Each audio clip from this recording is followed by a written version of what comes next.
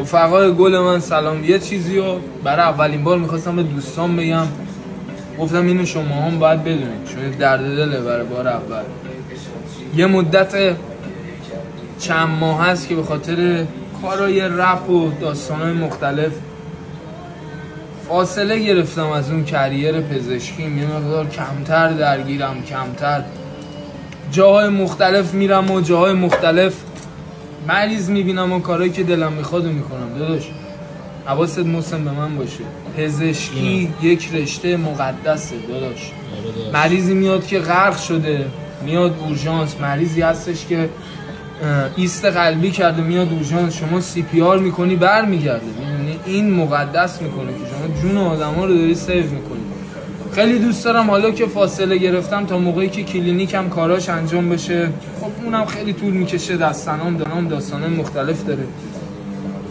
دوست دارم یه حرکتی انجام بدم. داش محسن حواست به منم باشه، داری ویدیو میگیری، هم خودت هم رفیقام هم دوکیفنا همه باید پشت ما باشین این قضیه رو ران کنیم. بتونیم ماهی یه بار یه سری پزشک متخصص، اطفال، ارتوپد، پزشک عمومی، نرس، همه اینا رو دور هم جمع کنیم. ماهی یه بار بریم جاهای مختلف، مثلا اول مازندران شروع کنیم، بعد بریم تهران، بعد بریم مشهد، بعد بریم جاهای دیگه، مریض ویزیت کنیم، جاهای محرومتر، جاهای که دسترسیشون کمتره. میدونی حالا من میخوام که حالا اینو اگه تو لایو بگم بعدن که هیچی، الان که تو استوری گفتم میخوام با دوستان متخصصن، نرسن، پزشک عمومی، کسای دیگه صحبت کنم که باشن تو این داستان با ما، که ما بتونیم این قضیه رو ران کنیم. اول تو استان خودمون، بعد بریم جاهای دیگه کمک بکنیم. میدونی این در وقتی اون قسمی که خوردی دانشگاه این درگیرترت میکنه. میدونی چی دارم بهت میگم؟ اینه که من باید باشم تو این قضیه، وگرنه اصلا قلبم ناراحت میشه. میدونی دور باشم از اون یه بود کاراکتر من، بود مدیکالم، بود پزشکی، من دور بشم اصلا ناراحت میشم. من باید بتونم که کار یکی رو انجام بدم، یه جا باشم، ویزیت کنم، اون ارتباطه. مثلا ما یه مدت چند وقت پیش من رفتم کلینیک ویزیتی کردم، بعد مثلا فکر کنم یه ماه 2 ماه شایان با من بود، محسن حواست هست؟